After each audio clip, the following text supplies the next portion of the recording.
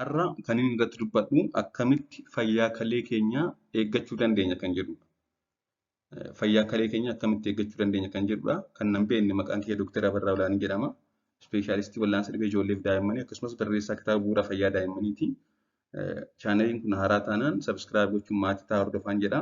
Mee amma immoo akkamitti fayyaa kalee keenyaa eeggannu kan jedhu haa ilaallu. Kaleen keenya dalagaa hedduu qabdi. Isaan keessaa kanneen gurguddaan wantoota qaama keenya keessaa nu hin barbaachisne kan ba'uu qaban, kan dhabamsiifamuu qaban dhiiga keessaa bifa fincaaniin calalee baasuudha. Akkasumas hamma dhangala'aa qaama keessaa to'achuu, elektiroolaayitii qaama keessaa to'achuu, hormoonii dhiibbaa dhiigaa to'achuuf gargaaranii fi seelii dhiiga diimaa oomishuuf gargaaran kanneen akkasiifaa oomishuuf gargaara. Faayidaa hedduu qaba kaleen. Akkuma faayidaa hedduu qabus kan kalee miidhu wantoota hedduu jiru. Kaleen wantoota hedduudhaan miidhamuu dandeessi. Amma maaltu kalee miidhaa osoo hin ta'in akkamitti kalee keenya eeggannu kan jedhu irratti waan fookas goonuuf isaan haa ilaallu. Kalee keenya eeggachuuf kan gochuu qabnu kanneen gurguddoon kan jalqabaa guyyaatti bishaan gahaa dhuguudha. Bishaan hanga liitira 2 dhuguu guyyaa guyyaatti. Inni gara biraan fincaan qabatanii yeroo dheeraa tursiisuu dhiisuu. Fincaan yoo namatti dhufe fincaan qabatanii tursiisuu dhiisuu. Akkasumas immoo sosochii qaamaa taasisuu. Sochii qaamaa yookaan eksersaayis gochuun faayidaa hedduu qaba. Qaama keenya hundumaa ni fayyada. Isaan keessaa tokko kaleedha jechuudha. Gara biraan qorichoota dhukkubbii risanfaa, qorichoota adda addaa kan mana yaalaatiis ta'e kan gama ogeessa aadaadhaan kennaman isaan kana irratti of eeggannoo gochuu. Keessumaa qorichoota ajaja ogeessaa malee fudhachuu dhiisuu. Qorichoota dhukkubbii fudhataman kanneen akka daayikiloo, ibuprofen isaan kun kalee miidhuu danda'u waan ta'eef of eeggannoo gochuu baay'isuu dhiisuu. Akkasumas ajaja ogeessaa malee qoricha fudhachuu dhiisuu.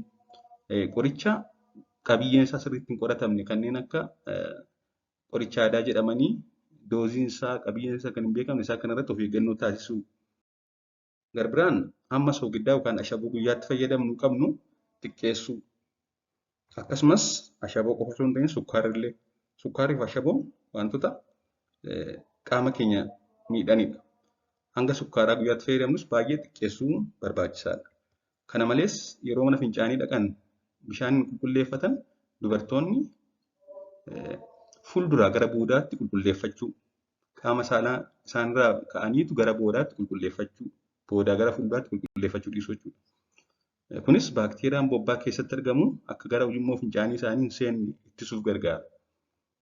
Kana malees dhibeewwan fayyaa kanneen akka dhibee sukkaaraa, dhiibbaa dhiigaa ol ka'e, dhibee onnee fi kanneen kana fakkaatan yoo jiraatan kalee miidhuu waan danda'aniif namoonni dhibee akkasii qaban hordoffii yaalaa akka ogeessi fayyaa ajajeen sirriitti taasisu.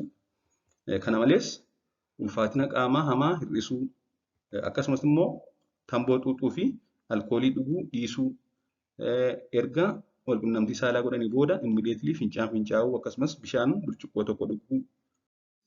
Soorata keessaa soorata fayyummaa kalee keenyaa eeguuf gargaaran kanneen kalee keenya qulqulleessuuf gargaaran kanneen akka raafuu, hanqaaquu yookaan killee keessa immoo isa kelloo yookaan isa bicaa osoo hin ta'in adiisaa, qullubbii adii, qurxummii, burtukaana, timaatimaa fi kan kana fakkaatan nyaachuun fayyummaa kalee keenyaaf barbaachisaadha. Galatooma turtii gaarii.